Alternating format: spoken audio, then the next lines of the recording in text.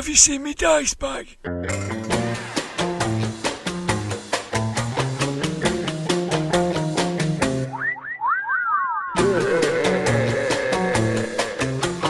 Grognard Files. Hello, my name is Dirk the Dice, and this is the Grognard Files podcast, where we talk bobbins about tabletop RPGs from back in the day and today. I'm coming live from my den here in the heart of the northwest of England. I'm surrounded by my stuff. To my right is my ever-expanding great library of RPGs and my Grognard Files. I've also got some of my favourite dog-eared anthologies off my bookshelf to talk about. Here on the left is the ridiculous homemade shrine to the actor Caroline Munro. I'll just give it a tap. Ah yes, this time the eternal champion appears as her very first assignment, the woman in the Lamb's Navy rum advert, emerging from the sea looking for adventure. Rum is, of course, the drink of pirates and scallywags, and this podcast is about Chaosium's 1981 box set, Thieves World. It was based on a series of short stories by some of the biggest names in fantasy and science fiction in the late 70s and early 80s. It was a collaborative project coordinated by Robert Asprin. There were 13 collections, several novels, and eventually a graphic novel series featuring the personalities and places of Rank and the city of Sanctuary. The background goes something like this. During a war in the mountains, there was an uprising against the Rankin Empire. The slaves, body servants, galley slaves and gladiators fled to a fertile place they named Sanctuary. Before long, resources were exploited and run down, and the place of harmony became a pit of crime hidden in the backwater of the empire.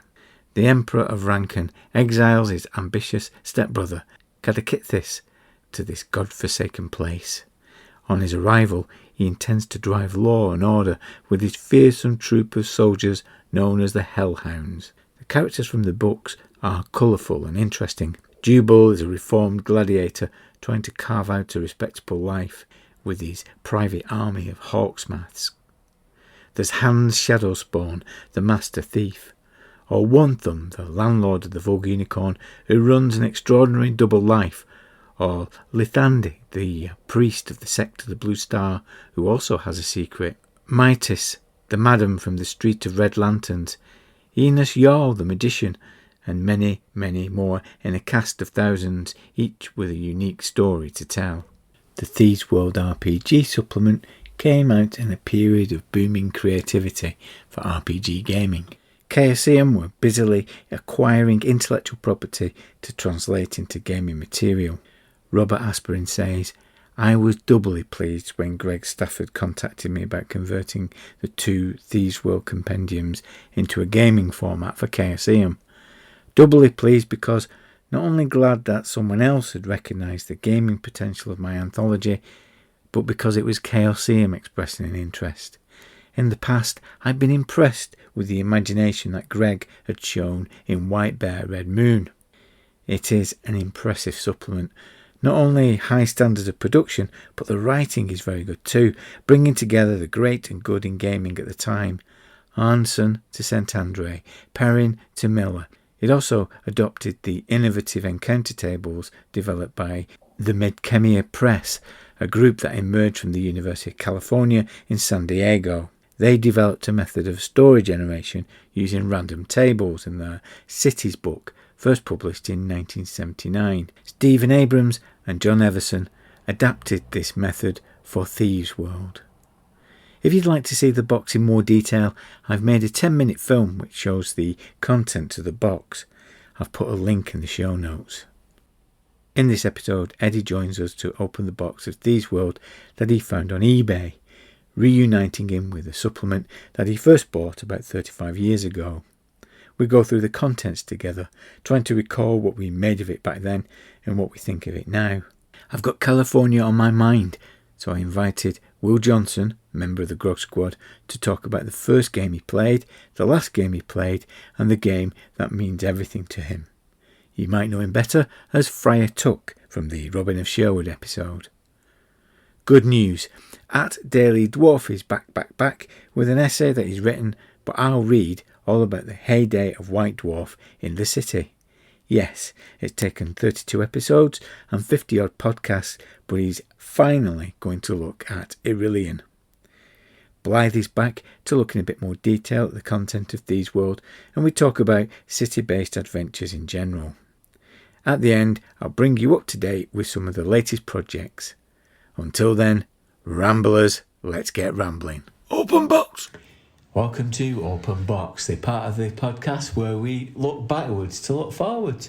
And in this Open Box, I'm in the room of role-playing rambling with Eddy. Hello, Eddy. Hello, Dirk. I'm with Blythy. Hello, Dirk. So, it's a special one, this one. We don't normally, all three of us get together to do this Open Box. It's rare, isn't it? Yes. We invited you, Eddy, for this because Thieves World, you had it, didn't you? You bought it. I did, yeah. Back in the day, back in 1980 something. I picked it up from, I presume it was Games Workshop, but I can't remember. It was about 20 quid, I think, which was a lot. I think they're all about 20 quid, weren't they? Yeah. The box sets. Either $9.99 or $19.99 were the standard price. So, we've got a copy here that you've hunted down. This isn't your original copy. No, my original, I think. Either got stolen by you or went over the wall at Rick's lent it. It wasn't stolen by me. Right, let's get that on the tape. He's accusing us. Look at me, it wasn't me either. back in the day, this passed through our hands, this. Yeah. It did. I think we swapped it. All of us had it. We all owned it at one point or other, didn't we? Yeah, and I think it ended up with Simon. I think Simon had it, because Simon... He loved the books, didn't he? He loved the books, yeah. Because he got them, because they were hard to get hold of. They weren't actually published in the UK until later on.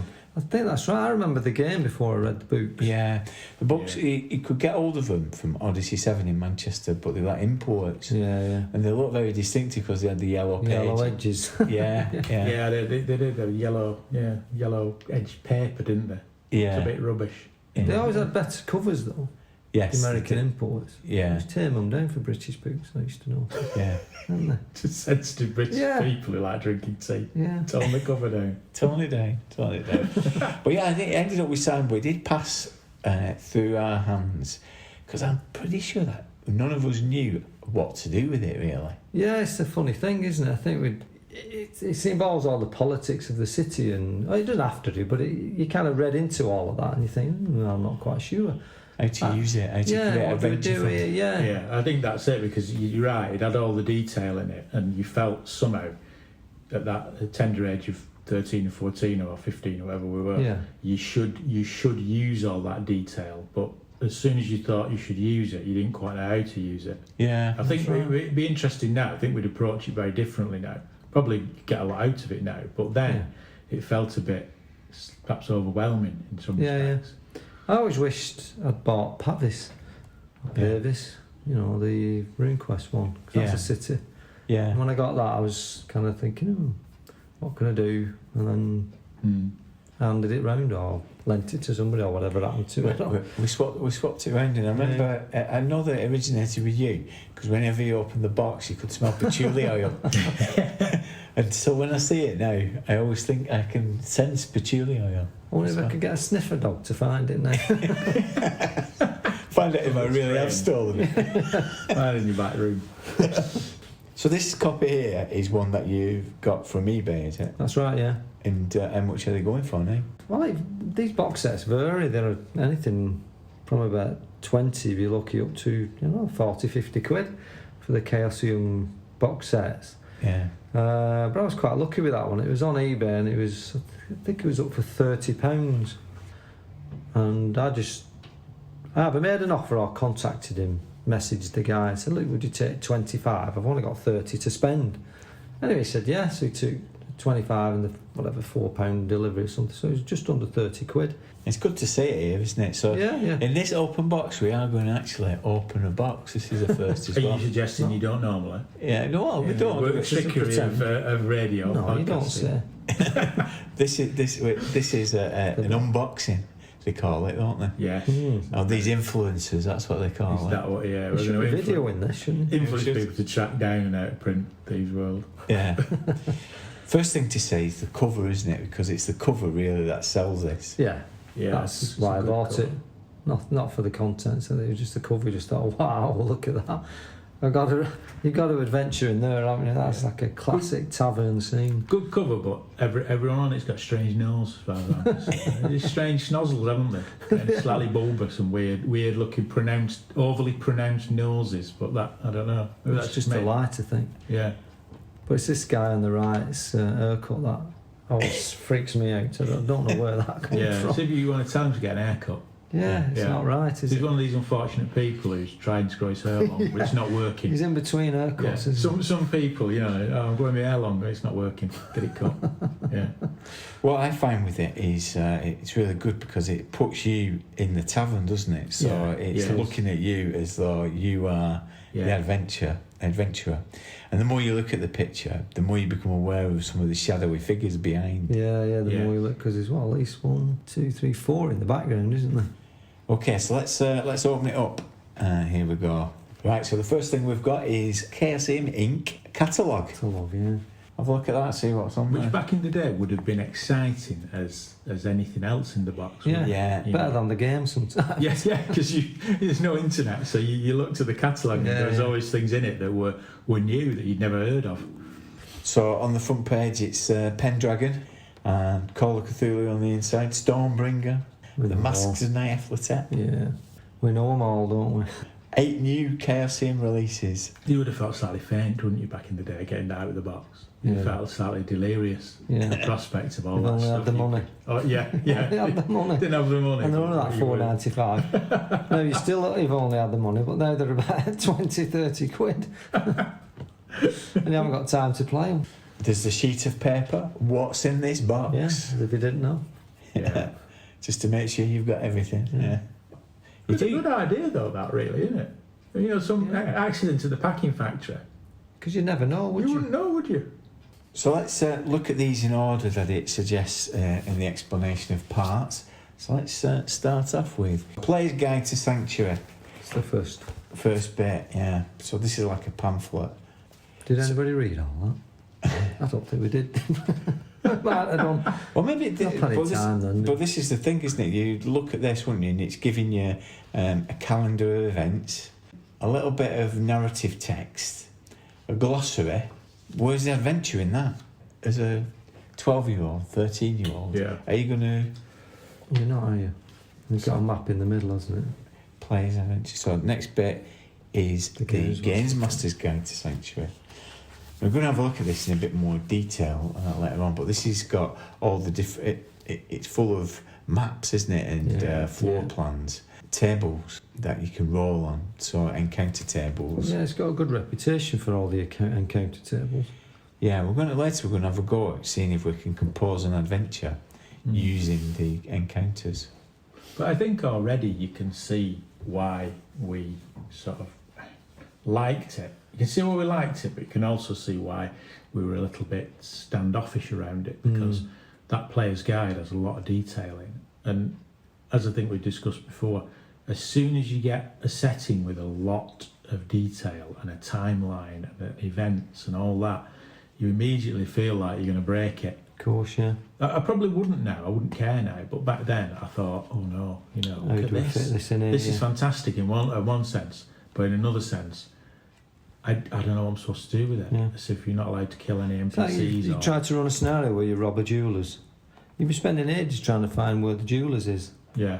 You And don't need to, if would the you? jeweller's a main NPC from the book, she sort of think, oh, I don't know, am I allowed to break Yeah, the... how can I do that? Yeah, it's Kill that the classic. It's guy. that classic problem with Storybook. a kind of setting that's based on Yeah. a book. Yeah. But in a way, it's more problematic because if you think of Stormbringer, you can avoid meeting Elric and Moonglum and some of the others. You can kind of easily Yeah, avoid that. it's a big world. Even Lord of the Rings, even Merp, you can Yeah. avoid meeting Gandalf. But in this, it's pretty much built around the characters from the books, isn't it? It's That's built right. around that, so it's unavoidable that you're going to meet Jubal and Hellhounds and print what's his face and stuff, and then you think, oh right, hang on, how do I Did play Simon run these as a some- game? Did he run a scenario? He did, yeah. Did he kill Jubal or something? We did kill Jubal, yeah. We did. We We bit- sheer boredom. We cut his head off as well, I think. and Yeah, we rolled made a it bit- Did he down. say he We couldn't did. do that? Simon said he couldn't do that. You can do that. Yeah. And he said, well, we are going to. It was D&D, wasn't it? So Yeah, that's right. Yeah. it was like loosely based on the rules.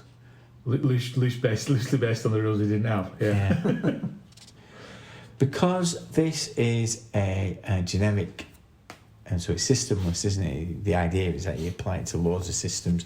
It even says that it's one of its selling points is that it is for 9 different role-playing systems. That's right. Yeah. Was it the first that? I'm sure it's the first that would do something like that. Yeah. Or it was like the first of the systemless type books. And I think, and I think looking at the front now, I can realise and remember now why I must have swapped it with one of you because I ran Dragon Quest and it does it for Dragon Quest, doesn't it? Yeah, Dragon Quest. Yeah. Traveller. Traveller, yeah. Yeah, Traveller, that was always an odd one, wasn't it? Yeah. It's a bit desperate. You could have said 8.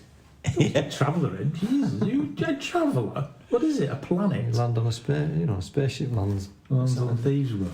Because it was generic, in this GAMESMASTER'S book, it features a lot of essays. And it's got a good one by Greg Stafford telling you how to use the book and how to set out and present city scenarios. So it's trying to train the role player away from the hack and slay that they might have been used to and say, well, look, you know, This other thing. set it in a city, there's consequences. There's consequences, Yeah. laws, and the city guard are going to catch you. You can't butcher everybody. Unless you're 14, 15, then you do that anyway. You do You anyway. run it, don't you? And kill Jubal. Yeah. But it's very telling though, isn't it, that it's for like 9 systems, because nowadays I don't think you would get something produced like that. Nowadays you would get something that's either just, as they call it, system agnostic, Yeah. or something that is for one system but is written in a way that you can easily convert it. Yeah. You know, because I bought that Midlands setting recently, and that's for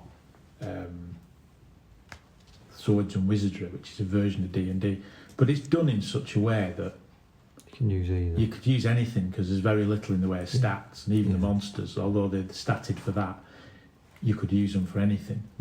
Whereas in back in the day, this is very much it's for 9 systems. Yeah. It's almost like it doesn't quite trust you to say, we won't give you any Something stats else. or anything. You come up with the stats for these Yeah. characters. We'll just give you the setting. Whereas I think nowadays that's what would happen, isn't Of it? course it is, yeah. But the Traveller one always puzzled me. I always thought, how does that work? How does it work?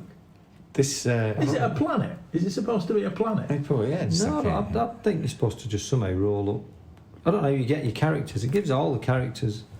As personalities, Yeah, that's personality in that's the another next book, book. yeah. Well, you would get a character because if you're a starship captain or whatever, or a I mean, scout I or- never understood. Did you You use want to fit Traveller? Did you use a Traveller system, but it's not Traveller, as in it's not science fiction? No, but you use- well, let's have a look. Have a look. Let's I have a want to know. Come on, I can't remember. What it has, so this is in the personalities of Sanctuary. So what it gives you some preamble for each of the systems.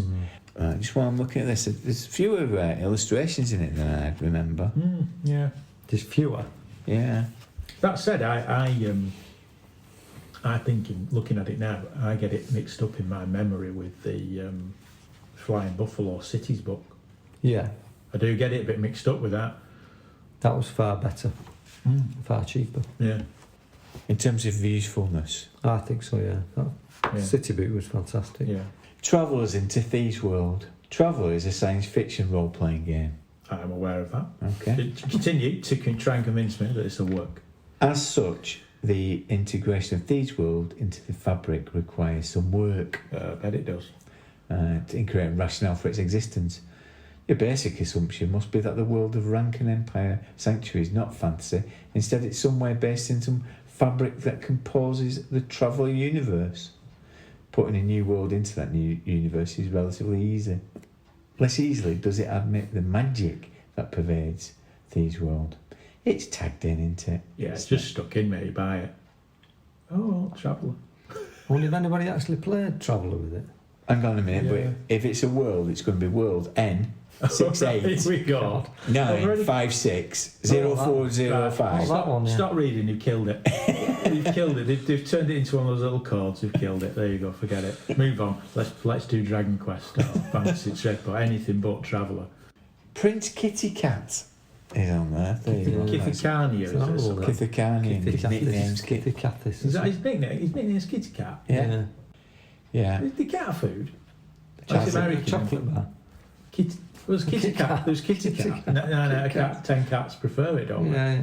9 out of 10 princes prefer it. Maybe Then they're having there's a American. Kit Kat. Hans Saddlespawn. They're all here. Oh yeah, I remember him. Yeah, Yeah. yeah. Danless, Mollin Torchholder, Jubal. That's the one that we all remember, isn't it? That's well, for reasons we've just explained. Because his Killed head killed him. So what Greg Stanford advocates is that you spend more time reading the background and being aware of all the gods and all the information than you do in putting a scenario together, because that could be spontaneous. You encourage spontaneity. Yeah. But I think it might be worth investigating that when we come to look at the tables. What's interesting is they've got a space there, didn't know how to fill it, so they stuck a D4 in it. A D4, yeah. As if you didn't know what one looked like. Yeah. Yeah. What else have we got here? A load of maps. It's a load of maps, and this is the best bit. It's what you always wanted, isn't It it? is. This is the maps, best bit. Yeah. Because I think seeing this and seeing Irillion transformed how you viewed maps, because you wanted to draw cities like these, didn't you? You wanted to create your own cities. That's right. It wasn't enough just to draw a sector, you had to draw each individual building. Yeah. Every single one. I know, yeah, every building. And when I did it, they never formed streets, they were just like random boxes. Yeah. But are they relevant though? I mean, today you wouldn't do that, would you? You'd just say, describe what you'd be doing, and then Yeah. you may sketch out the little courtyard where something might happen, or the building, and a building next door where you'd have a burglary or someone escaping from, or whatever. You don't need the whole lot. Because why would you have to? Why Well, would you have to have don't. the Yeah, whole- you don't need the map, do you? I mean, it's like in Dragon Heist that we're playing at the moment. It's set in Waterdeep now. When I got it, the map on Roll20 is for games masters. It doesn't have one for players, but I don't think it's impaired your enjoyment. No. I might be wrong, but I don't think it's impaired your enjoyment that there's no city map for you. You know, I just say, right, you go into this quarter or that quarter. Or See, I agree with you, because obviously I'm a big advocate of theatre of the mind. Theatre of the mind. But there's of course. something about when these maps get slapped on the table that everybody goes, ooh. Oh yeah, yeah. Oh no, definitely. I'm not against maps. You probably do need one, and I've got a map of Waterdeep, so I know where things are. But what I'm saying is, does it matters less in a way than perhaps you think. You think it does, yeah. It's good for the games master to know where everything is in relation to everything else. What's not mapped in that big one is the maze. Yeah. Amazing. That's got its own map. Yeah. Go on, give us a quote. Only those who seek death or sell it enter the maze. Cracking quote. It's a good quote. We've used it all our life in our home and other places. Anywhere we go, that's a little bit iffy. Did you know it looked like that though? No. Now that kind of ruins it, doesn't it, to have a map of it. But Well, there you go. You see, that's it, isn't it? A map of the maze sort of ruins the maze, the mystery of it, I suppose, That's right. doesn't it? In a way. But I do remember creating my own city for a campaign, and it was clearly inspired by this, because I had something like this, and then the underneath bit, the sewers, the underground maze where people escape and to. escape. If you're desperate for a dungeon, always include the sewers. Always have the sewers. Yeah. But it's funny because I remember when I got Han, and the main first initial box set didn't have any cities, and it was a bit, what can I do with this? It's just a big world, and it has a little bit of history about it, and then an encyclopedia. But as soon as I bought, a few weeks later, I think it was cities or some cities of Han, immediately it opened it. And I Yeah. thought, wow, I can do something with this. And it had like 6 cities in it. I can think, let's get in here now, I can use it. And, It's good to have a map. Good to have a bit of history about something, but not too much. Not too much. The balance, the balance is balance, right. yeah. You need a bit of colour, but not too much, because too much can feel like your hands are tied a little bit. So, having opened the box on it first time in like 30 odd years, 35 years, does it inspire you to create adventures in this world? No, because I've got a hand. I don't know, I could do, yeah. I could be a bit more blasé about Yeah, I think you would. the politics I about think it we all. were quite precious back then, and we felt that, like you say, it was untouchable. Which you've said that about a lot of settings. I think now, if we played it now, you'd just go for broke, wouldn't you? Yeah, I mean, It you wouldn't matter. could just ignore. Yeah, there's the realisation now as older people that it is all made up. Yeah, Stop being there's, so precious. 200 buildings there that you could have a burglary, you could have a brothel, you could have anything going on, couldn't you? Well, we're going to have a go at creating an adventure using the tables. Yeah. What system would you use it? Certainly not Traveller. Well, at the time it was RuneQuest or RuneQuest, or Yeah. even RuneQuest, wasn't it? Because that's all we were playing. Well, When I I got think that's a very good question, actually, because I think that some systems lend themselves to cities more than others, actually. I think RuneQuest is good for city adventures because combat in RuneQuest can be quite detailed. So you don't have to have lots of fights, because lots of fights in a city environment is problematic because of the consequences. Yeah. So fights are more... I think D&D is less suitable for cities. What about using all the elements of these worlds, like the maze and the setting, the hellhounds and all that, and introducing the tent system, Blades in the Dark? Yeah. Well, I think that's the thing. You don't really need. This is what I was saying earlier. The idea that it's on the front, that it's sold for 9 systems. You don't really need the systems. No. You just need the setting, and you can cobble together the NPCs can be built around the level you want them to be built around. Yeah. It's a bit restrictive, isn't it? I can see why they've done it, because it was a sales pitch. They would have tried to appeal to people who use all those systems to say, oh great, there's this Thieves world. And I think that's why we passed it round, because we all played some of those games and ran some of those games and would have passed it round going, I probably thought and Dragon Quest and Traveller, oh go on, I'll have a look at this. You know? And as well, it's got stat blocks, and you wanted stat blocks. Yeah, you wanted those. The modern games are very stat block light, aren't they? Yeah. So I don't know about Blades in the Dark, but I don't know how much stats are on NPCs. Yeah. You make them off the top of your head. And certainly for some games more than others. So RuneQuest, you always wanted stat blocks because the stats were complicated. But I think now you could just run it for anything and come up with your own stats. So in some ways, although that's the big selling point on the front cover, it's actually the last thing you need. Yeah. It's the last thing you need in that box, isn't it? Yeah, you need the maps and the setting and the stories and the characters, but you don't need the stats. No. You can do that yourself. So it was inspiring back then, but when we opened it, we didn't know what to do with it. Let's see if we can get something out of it. So after all this time, let's explore it a bit more. But before that, let's just spend a bit of time looking at this catalogue, because this is the best thing, isn't it? It's got colour pictures, it's the only thing colour, that's why. Oh, look. All right, thank you very much. See you later, Eddie. See ya. Goodbye.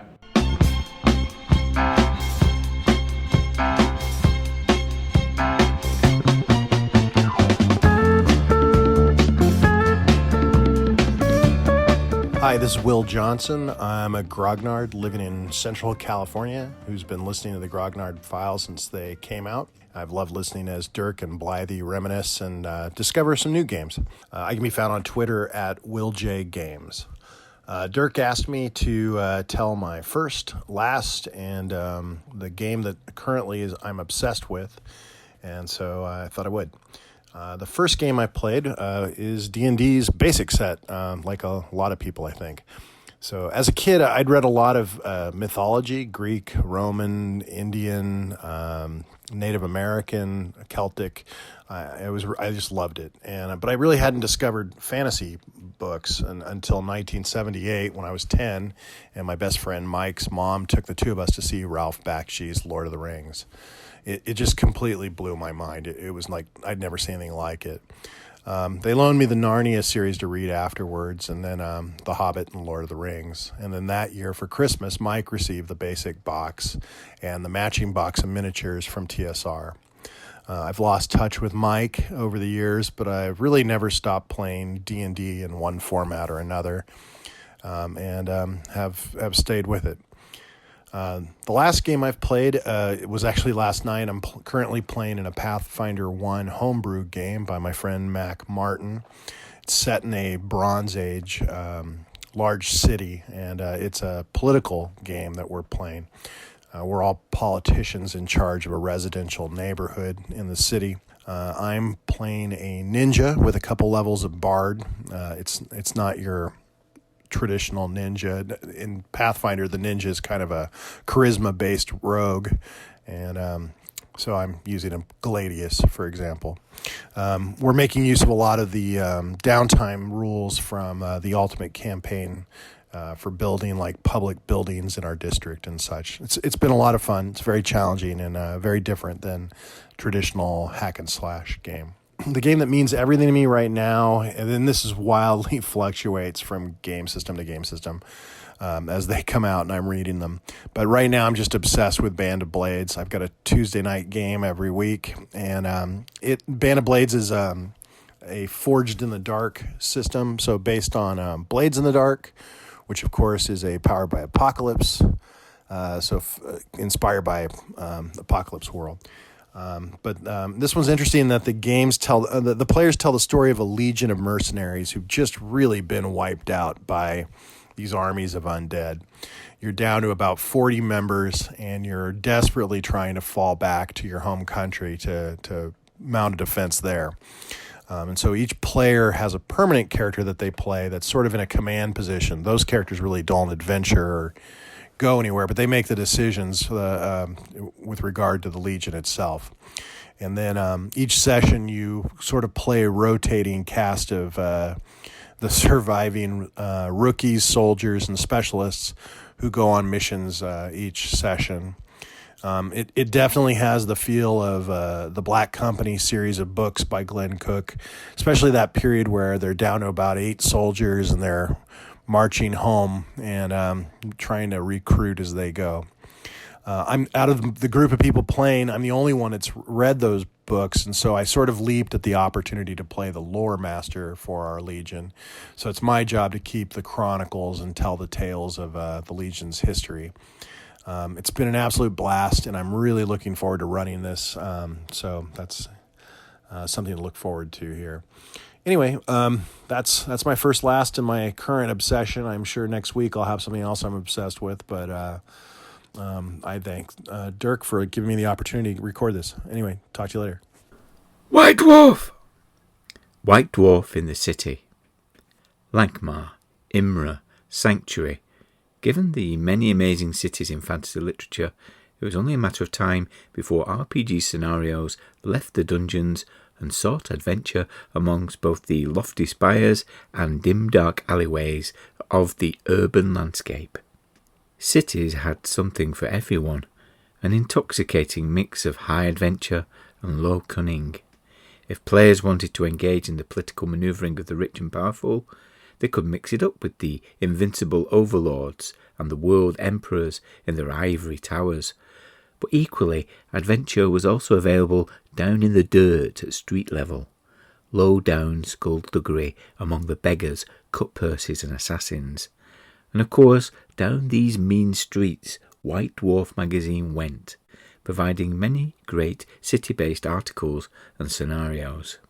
So, in this episode, where we celebrate Ed's acquisition of Chaosium's classic Thieves World Supplement, 10 out of 10 from Oliver Dickinson, in issue 30, Review Fans, let's take a look at some of those features. Starting in issue 29, Paul Vernon gave us the article Designing a Quasi-Medieval Society for D&D, following up on that immediately with The Town Planner. Together they provided a bold, 5-issue spanning look at how to effectively design and run towns and cities in fantasy games.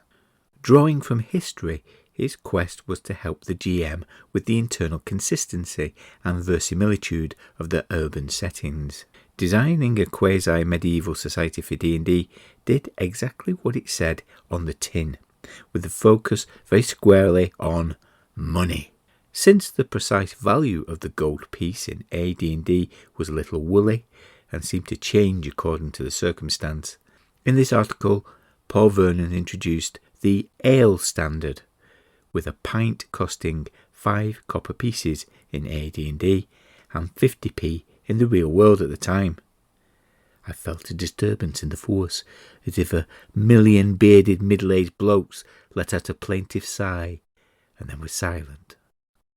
That meant that 1 silver piece equalled £1, 1 gold piece was £20, and so on. That appeared to apply reasonably well, with a few anomalies, to prices in the Dungeon Master's Guide, and was helpful for calculating the costs of items not listed by Gary Gygax. With the ale standard in place, the wages for the various people that the player characters would encounter in towns and cities would be determined. Paul listed the incomes of craftsmen, smiths, armourers and jewellers, mercenaries, merchants, labourers, innkeepers and so on, with an impressive attention to detail, even if calculating the earnings of the master craftsman veered dangerously close to the monster mark equation. The point of all these income calculations? Well, they provided a guide to how much money a non-player character might have on them, their social level and kind of influence they could wield, what kind of dwelling they had, how much money they had stashed there. The data was very useful in establishing the social hierarchies that would exist in medieval cities, and so help in determining on how all these non-player characters would interact with the player characters. Suffice to say, if the PCs were planning on hiring the services of any of these professionals, they were going to have to raid quite a few steadings, glacial rifts and halls to pay for it all. In The Town Planner, Paul Vernon widened his scope to designing and running urban settlements, from small villages to large cities, while at the same time maintaining the attention to detail of his earlier article. The first part of this series gave advice on designing and running villages. He earned some bonus points from me at the outset by praising Albi Fiore and the village featured in his scenario, the Halls of Tizen Thane. The emphasis was on plausibility, getting the GM to answer questions like, why was the village sited in this location? How did the villagers make a living? What significant features did the village have beyond a trading post selling adventurous stuff? He skirted quickly past the subject of churches and religion, maybe not wanting to cause any offence. We all know what the White Dwarf letters page could be like. He then delved deep into the typical population of a fantasy medieval village. This was more than a little dry for my taste, and felt a bit like a history lesson on occasion. Paul Vernon then moved to look at larger settlements, how a city evolves and grows, its background, its economics, transport and topography, illustrating his points with examples from British history, including a tiny 17th century map of the town of Stamford. I doubt that my 12-year-old eyes were capable of reading that. My current ones most certainly aren't. The details kept coming, with coverage of various systems of government, law and order, and the minutiae of various civic roles, focusing on ambition and revenge, and how to weave adventures into city politics. Paul Vernon suggested drawing a large-scale plan showing the street pattern, walls and main buildings. That was veering dangerously into homework territory for me. Thankfully, the articles did also address the differences in fantasy medieval cities, with some coverage of magical colleges and some of the machinations of the Thieves and Assassins Guild. He finished the whole series off with some urban encounter tables. Come on, just wouldn't be a D&D article without a table or two to roll on. Reading this whole article series again recently, it's undoubtedly packed with information and rewards repeated reading. As I said, it is a bit dry at times. The details of the Burgage tenor have yet to come in any of the RPG sessions that I've ever been in, and more than once I found myself getting lost in the finer points. Embedded in all those facts and figures, I sometimes lost sight of the gaming relevance. Conversely, I think the depth and exhaustivity is what gives the article and series its potency and accounts for its ongoing popularity all these years later. You may not use all of it, maybe not even half of it, but it's good to know that Paul Vernon thought it through and it all hangs together. Cherry pick the bits that you want. They will enhance the design of your fantasy city and deepen its authenticity. And if nothing else, having those articles in your back pocket is a great way to keep that awkward player with the history degree quiet. Paul Vernon's article, Epic, was very much the first and last word on cities in fantasy RPGs, so much so that nobody attempted anything similar in White Dwarf again. What about science fiction RPGs? Well, the nearest equivalent was probably Happy Landings by Thomas M. Price, but this was focused on starport design rather than cities per se. SF fans loved their tech, so we had more details on parking bays and blast protective walls, accompanied by some evocative illustrations and diagrams. There was also a brief mention of Startown attached to the port, a kind of far future Las Vegas, with opportunities for illegal and immoral activities if desired. This was targeted at traveller players after all. It did end with an inspiring exhortation. Don't think big, think huge. Good stuff. But a bit slight, nowhere near the scale of Paul Vernon's opus. When it came to scenarios, Paul Vernon took all his ideas from the town planner and created Ember Trees, an authentic medieval village ripe with intrigue, danger and adventure. In his memorable mini-epic, Troubles at Ember Trees in issue 34. We've covered that on the pod before though, so for a more detailed look, head over to the AD&D episode. Link in the show notes as they say. He further developed the setting in the now elusive Starstone from Northern Sages, which these days on eBay will cost you not just a kidney, but your pancreas and a chunk of liver too. Issue 37 featured Graham Davis's AD&D scenario, A City in the Swamp. Well, it did have city in the title. This was an evocative adventure with real swords and sorcery. The city in question being flooded, a ruined alien city rising from the heart of a swamp. Okay, it's not really an urban adventure, but still. Also featuring Batratium gods and Sala and the Slad, one of the more impressive monsters from the Fiend folio. The scenario certainly delivered.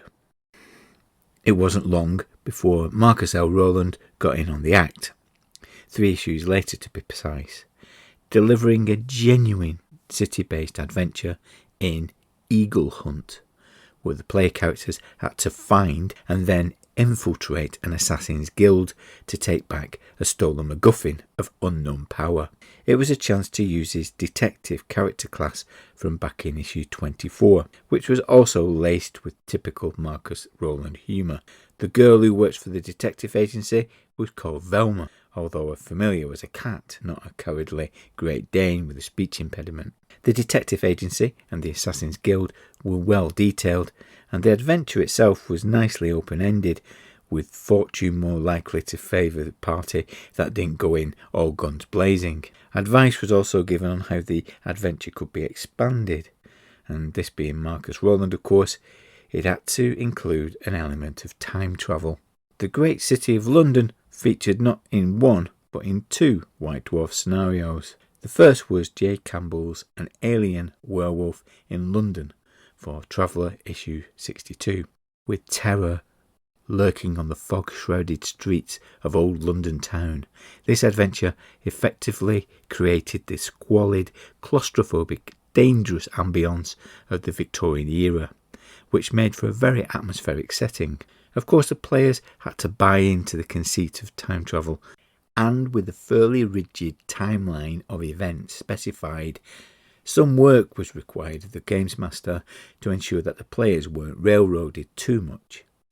A novel scenario, though, and great fun as a one-shot.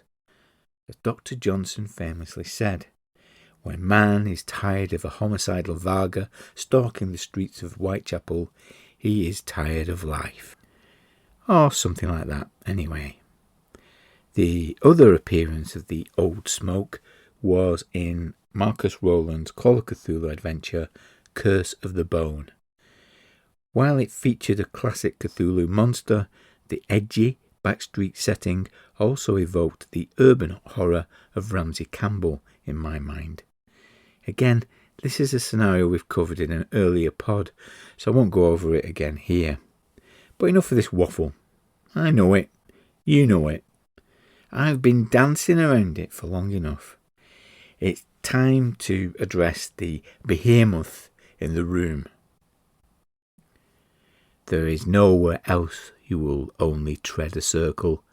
There's not a road, not a track, but it will lead you there. For everything comes to Irillion. Yes, the Grog Pod is finally looking at Daniel Colleton's Tour de Force, a combination of an adventure, The Rising of the Dark, fully detailed fantasy town, complete with its own language, calendar and religions. This was by some stretch the longest feature ever published in the RPG heyday of White Dwarf. Each part contained the continuation of the scenario, followed by an in-depth look at a region of the town, its buildings, its institutions and major NPCs. So, the scenario first. It started fairly low-key, with the player characters tasked with defending a dwarf caravan headed to Irillion. One orc warband ambushed later though, and the party found themselves in possession of a fairy silver scroll, warning of an approaching doom for the town. The atmosphere was cranked up a notch as the player characters approached Irillion via its graveyard beyond the city wall. Delivering the scroll to the abbey within the town then led the characters through a succession of locations and adventures, and encounters with various exposition-spouting NPCs. Along the way, they would encounter secret temples, evil grimoire, a staff of law, or maybe Daniel Colleton was also a Thomas Covenant fan, the nefarious city council, rightly suspicious of the party and the habit of always being around when the dire events befell the town, all the while battling the evils of the dark and its increasing grip on the town's populace. The adventure was structured very much like the onion skin model, with the discovery of a key clue at one location leading on to the next, and it employed some arresting imagery to create a real sense of danger and threat within the town. I've seen some criticism online that the adventure was too on rails, and to a degree that's true. The primary purpose of the scenario was really to lead the players to discover the rich variety of locations within the town's walls. The ending was also a little too scripted for my liking. While one character would be called upon to make a sacrifice for the greater good of Irillion, the others in the party were in danger of being idle bystanders. However, the scenario provided a structure around which the GM could easily improvise. With the rich cast of NPCs provided, the GamesMaster could easily flesh out the adventure with side quests and complications for the player characters to produce something a bit more sandboxy.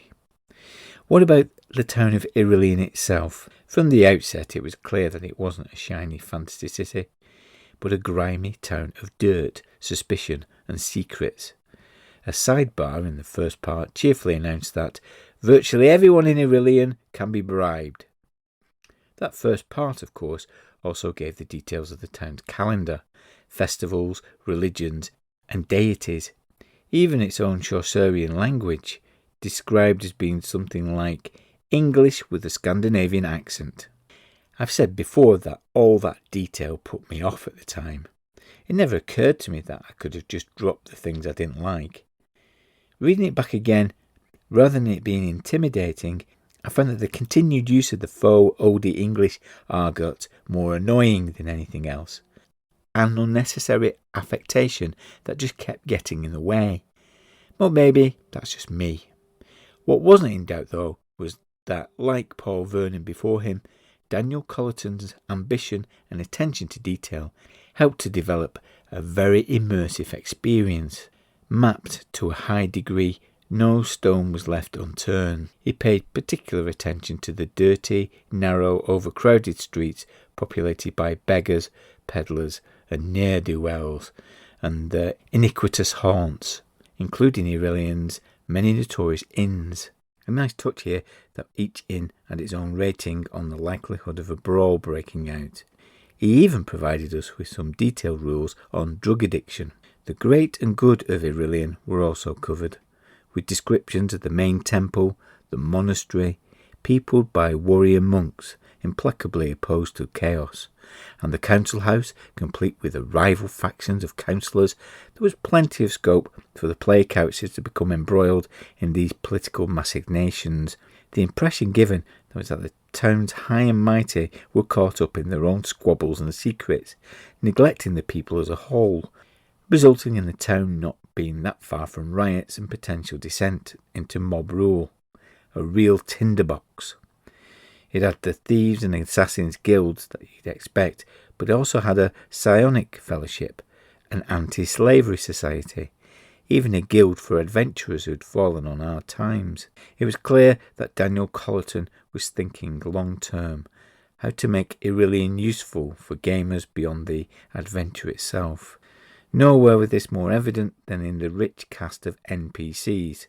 As well as the aforementioned Machiavellian councillors, Irelian boasted an embittered dwarf moneylender, a sage who hid his unfortunate lycanthropic tendencies, an irretrievably damned drow necromancer, ruthless bounty hunters, a hard-headed Horus, a solitary, committed graveyard keeper, among many other colourful characters.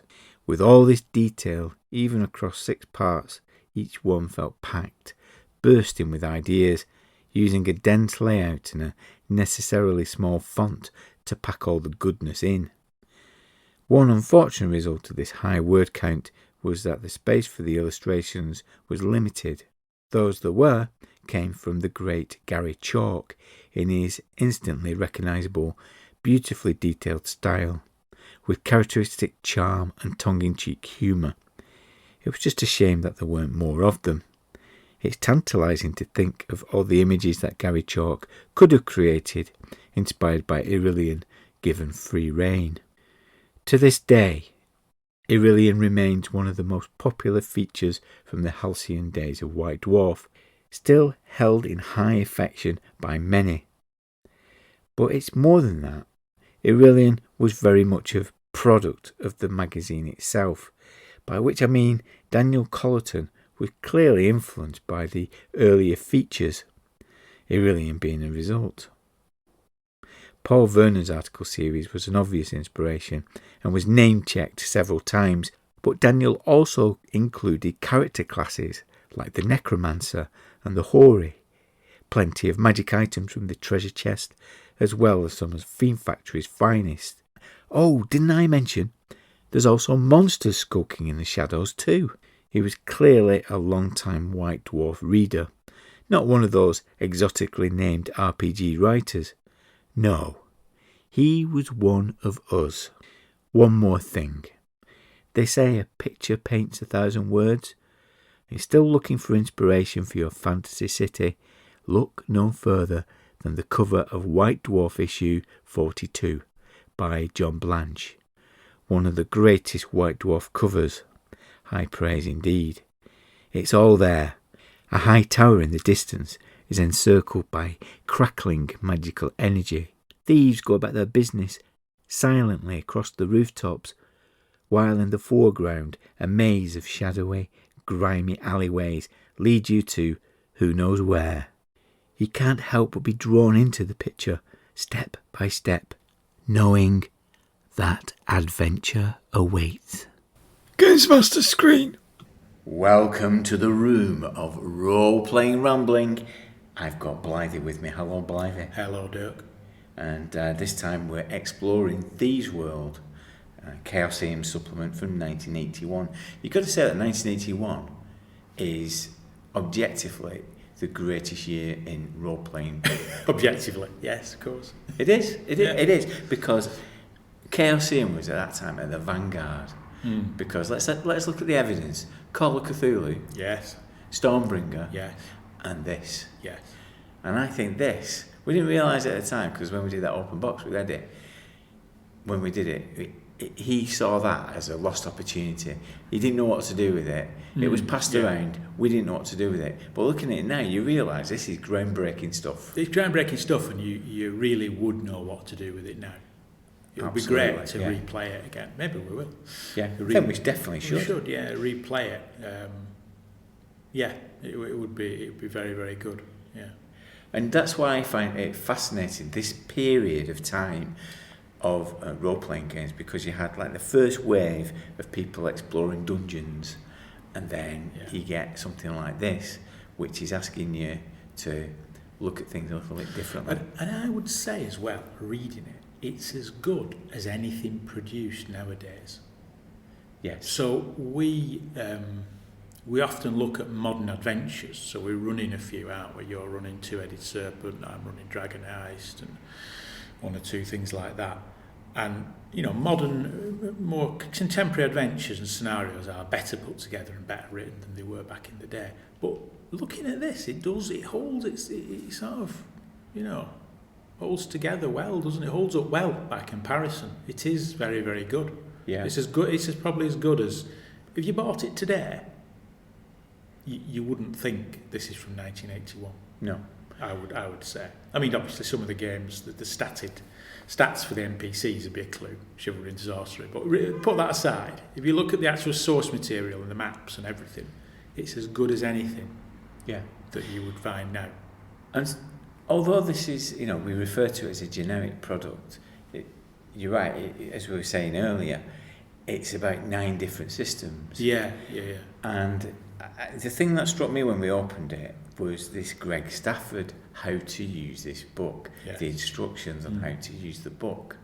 Yeah. Because I think this is Greg Stafford making a pitch across those different game types to a different audience, isn't it? Because you know, D&D players, TNT players, fantasy trip players, and saying there's a different way of approaching role-playing games. It's a very good article, because it does make that point that city adventures, you need to run them differently.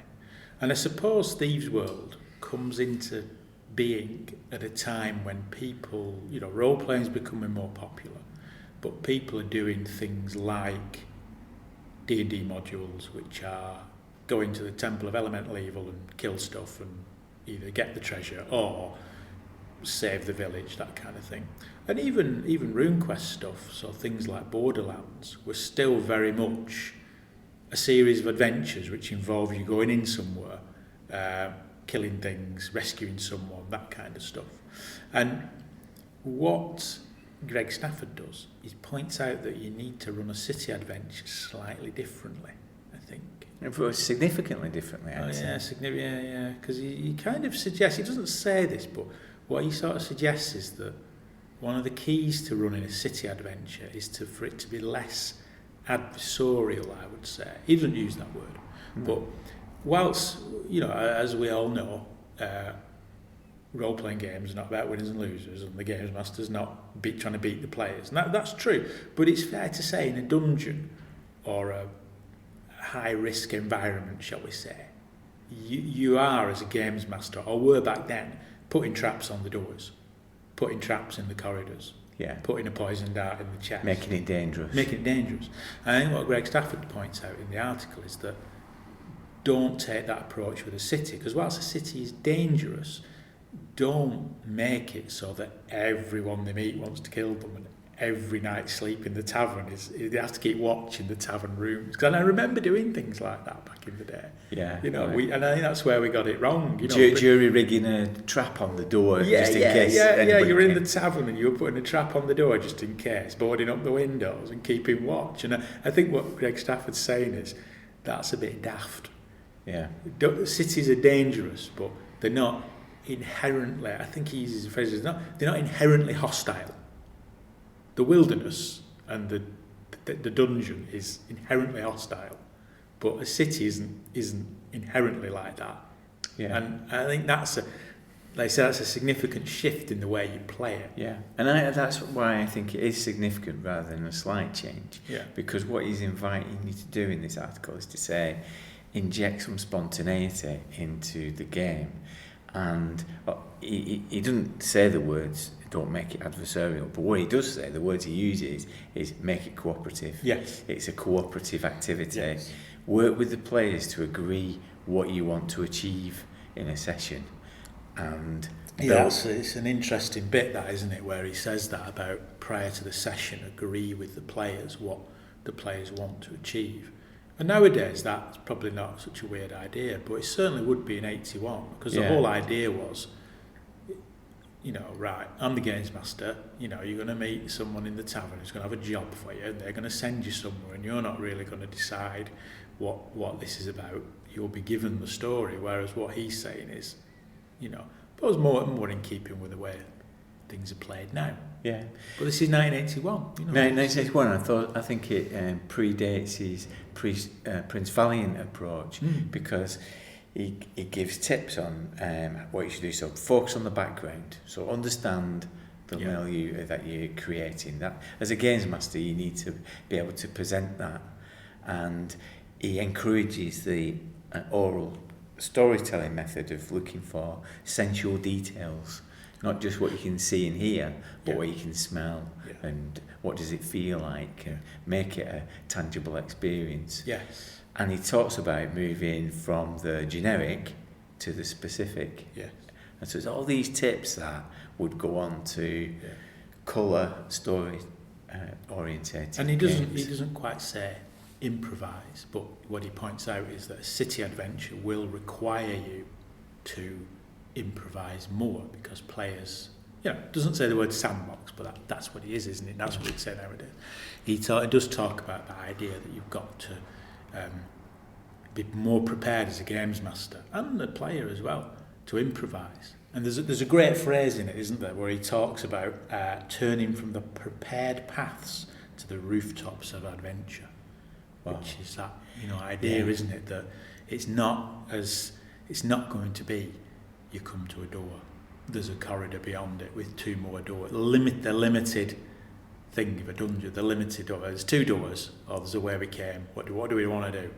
Yeah. A city, you could have players deciding, hey, maybe we'll go here, maybe we'll go there. An idea that will pop into someone's head. And there's far more scope for that in a city. Yeah, and it's conveying that it's a place teeming with life. Yeah. So Sanctuary has got all that life can offer, and it's there to be explored. So before we go dig into it, it's good to consider, because you're at the moment running Dragon Heist, which follows this model in a way, doesn't it? Yeah, it does. Yeah, to a point. Yeah. I mean, it is an adventure built into it. There's an adventure built in, but at the same time, it does give you Waterdeep with all its NPCs and bits and pieces that you could, in theory, run Dragon Heist and then stay in Waterdeep and do lots of side quests and investigate different bits and pieces. So what does it give you?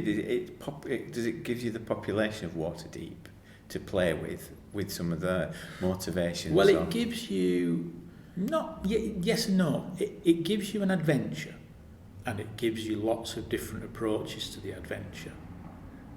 So there are 4 villains, and you pick your villain for the adventure, and the other 3 villains are fleshed out, and all their associates are fleshed out. So you've got those as well to play around with, and also you've got lots of NPCs, lots of factions, and each faction has different quests and jobs for the players that you can pick and choose.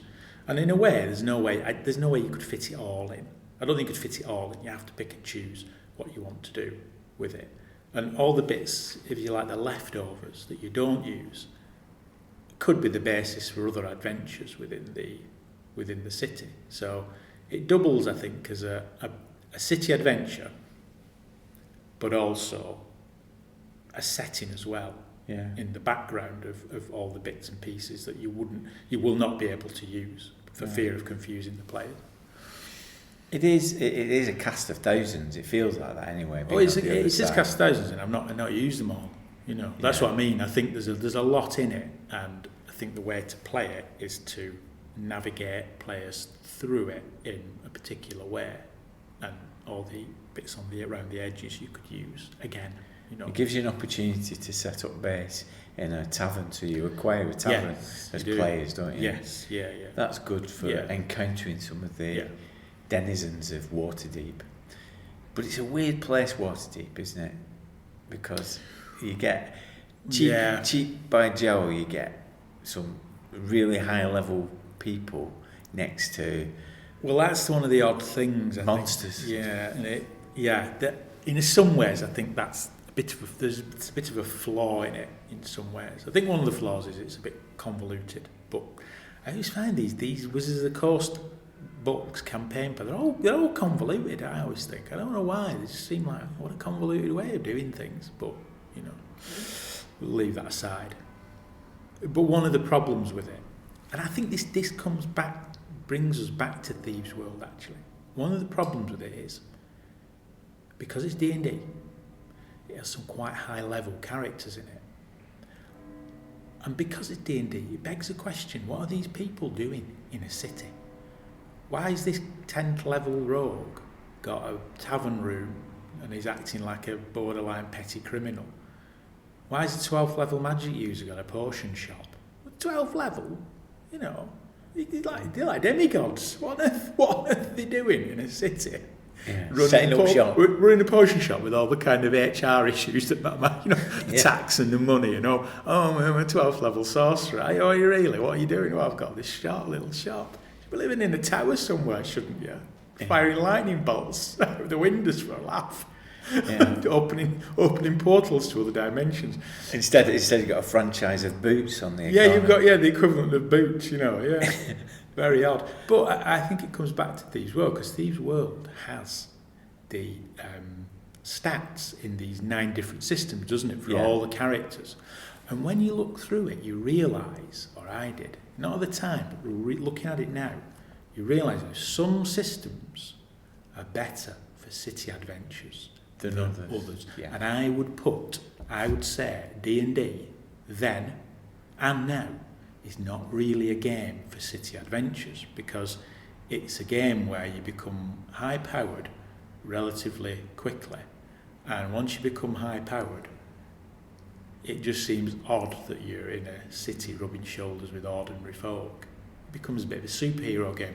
And it's true in that. There's a character called, just to pick characters at random, there's a character called Mizraith, and he's a 12th level magic user in the book, AD&D stat, 12th level magic user. So it doesn't sit quite right that he's living in a city with all that power, Whereas when you look at that character in RuneQuest stats, he's much more low powered. Yeah, he's got a lot of battle magic and he's got some rune magic, but he's nowhere near as powerful as a 12th level magic user in D&D. So I do think that some games lend themselves to city adventures far more than others, I would say. Yes, and it is, Thieves' World or Sanctuary itself is fairly underpowered, isn't it, in terms of magic? Yes. You do get the occasional, in some of the stories there are magical happenings, but it is low-powered fantasy, isn't it? Quite gritty in a way. So something like RuneQuest is probably RuneQuest works, suited. and you look at some of the other. In some ways, you wonder whether Traveller, although it seems an odd fit, you wonder whether Traveller might work as well, really, They'll take the magic out of it and just have it as a kind of, rogue planet somewhere, dodgy folk. What I was trying to do is compare the heights in the different systems to see whether they're consistent. Whether they're consistent. He's only 6 foot in RuneQuest, so he's 6'2" in Eddy, isn't he? Yeah. So I've been spending the time doing that. Productively. Yeah, very productive. Comparing the heights of the different characters. If indeed the system considers every height. Some systems do, some don't. Yeah, it matters in some places. Does it matter? Does it matter? I don't know. Chivalry and sorcery. Yes, it does. Well, I think we knew that because we know we've never played it, but we know the stories. Chivalry and sorcery, crunchy, too much detail, too crunchy. Yeah, trying to find that character. So Your man, Misrath, Yeah. he weighs 125 pounds. Don't know what that means. I need that in English. No, know what that means. Stones and pounds. Not doing that. And his height is 5'6". Right? 5'6". Okay. He's a bit on the short He's side. on the short side, isn't he? Yeah, he's got small man. Chivalry Syndrome. Chivalry sorcery. He locked himself away and decided to learn magic because he was magic. embarrassed Yeah. about his height. So let's have a see how what he is in RuneQuest.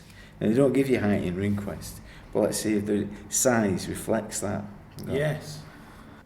Misrath. Size 12. Average height. That's average, isn't it? Yeah. That's not 5'6". Although I don't know, is it in the medieval times, the Dark Ages, which is the equivalent of, people were a lot shorter, weren't they? In Traveller, Yeah. okay, Does it give size in Traveller? it does, yeah. Just give a string of numbers. Like a national insurance number, isn't it? Misrath in Traveller, Yeah. he's 1.6 metres tall. Don't know what So that means either. It's not even consistent in the It's not even measurement. consistent. But what powers has he got in Traveller then? He's a sorcerer in all the other systems, but He's famed for maintaining over 100 spells. He does this by casting secondary spells over lesser mages to tap their power. But it's Traveller, there's no He's got a spells in high Traveller. psionic rating, 11. So it's psionics. It must need to be psionics, wouldn't it? Yeah, I think it kind That's of what you'd brushes have to over do. it. It glosses over that bit, and you land in your spaceship and you meet a wizard. It's very What's going disappointing. It's very disappointing that Tunnels and Trolls is a bit of a half-hearted on? thing. It doesn't have all of them, does It it? doesn't have all of them, Yeah, and strange, that. it doesn't give the weight and height. Loses points for that. Now, Yeah, because that is the thing in Tunnels and Trolls, isn't it? On the character sheet, I think weight and height. It is, character yeah. sheet. Yeah, why were they not bothering? at Grogmeet, Kat, one of our regular GAMESMASTERs, Yeah. is running a game of Tunnels and Trolls set in Sanctuary. Yeah. The Vogue Unicorn. Yeah, be there. it's a great setting. Like I say, it would be good to run stuff in it now. But as then, I think you go back to the Greg Stafford article, don't you? Which of course we mustn't have read. We didn't for some read it. reason read it. If we did, it didn't sink in because we were quite young.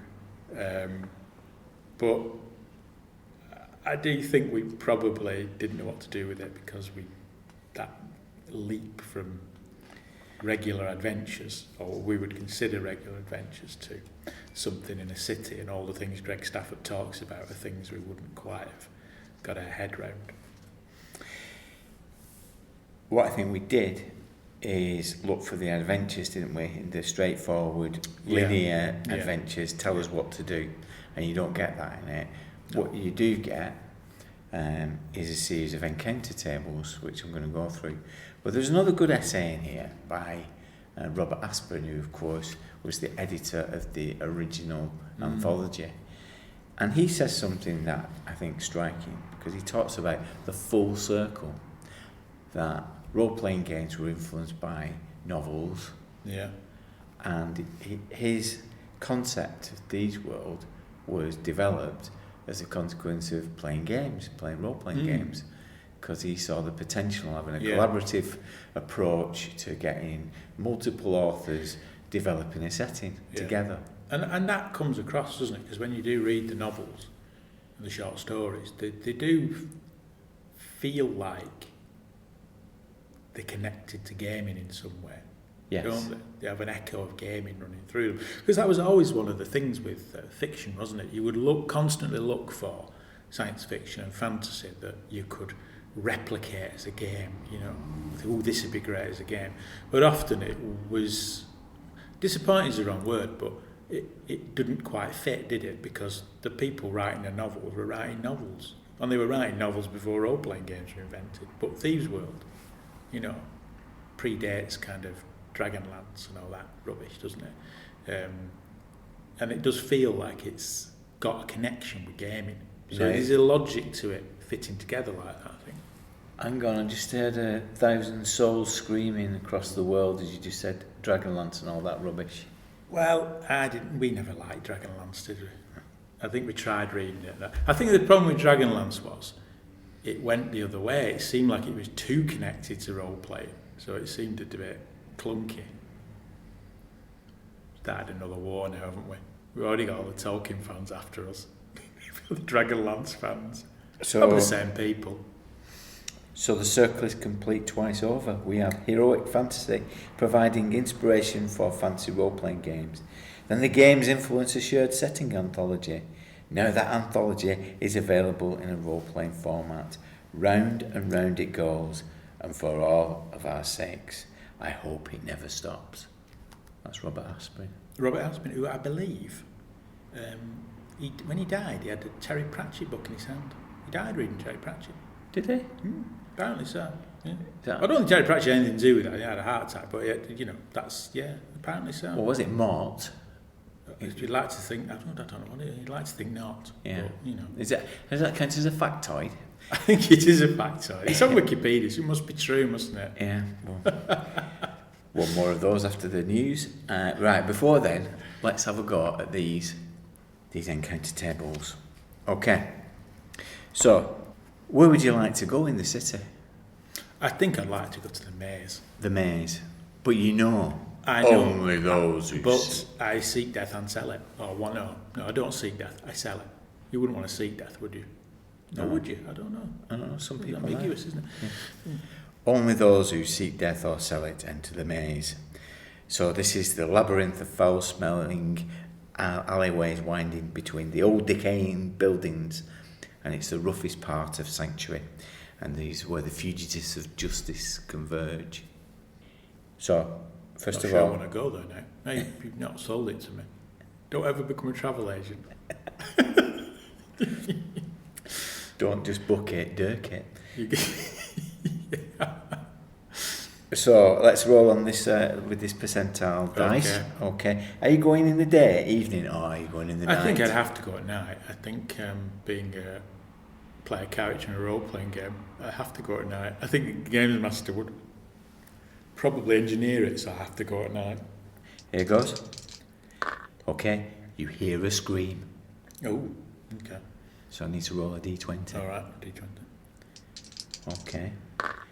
A man with a torch in one hand and a bottle of whiskey in the other is bending over a man strapped to a table. All right, okay. That wasn't expected.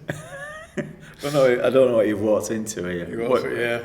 What are you going to do? Walk away. In the shadows are two armed warriors. And what's happening is a man's got a wound, has had a wound, and it's been cauterised. Oh, right. So I suppose you see a wounded man on the table, and you'd have to. It's a dilemma, isn't it? What do you do? Yeah, is he being tortured? Is he being helped? Yeah. Again, though, you come back to the game system, don't you? If it was a 10th level fight with 78 points, you'd say, don't worry about it, it's just a scratch. Yeah. RuneQuest is a bit more, with his left leg cauterised. So that's a general maze, but there's also encounter tables for the bazaar, the street of red lanterns, and downwind. But you can also generate your own businesses. You've got a little set of tables here to generate your own sector of. That's quite good, isn't it? That. Yeah. So I think because it doesn't map it out completely, does it? No. It just maps out the relevant bits, the interesting bits, and then other bits you can. That's like a random dungeon generator. It's like a random, city generator. Again, it's quite a good idea, I think. Yeah, it's made for adventure, isn't it? That's what it's good about it. Yeah. Very, very good. Yeah. Yeah. Strange to say after all these years, isn't it? It's one of those things we never quite forgot Thieves World. No. We never quite, and it was, like I say, it's passed around amongst us all, wasn't it? We all had it at one point or other. And I think I might have got it because I had Dragon Quest and Traveller, didn't I? But again, never quite. So, like Aurelian, because this is what people say about Aurelian. Yeah. Thieves World and Aurelian are probably the greatest adventures that people didn't play. Never played. Yes. Yeah. Because it's so influential, isn't it? It changed. It was a step change in both the quality and production of the supplement, but also the content. It was making people think differently. Yes. Yeah. Definitely. So, this is past hands when we were younger. Yes. If it was passing hands now, would you fight me for it?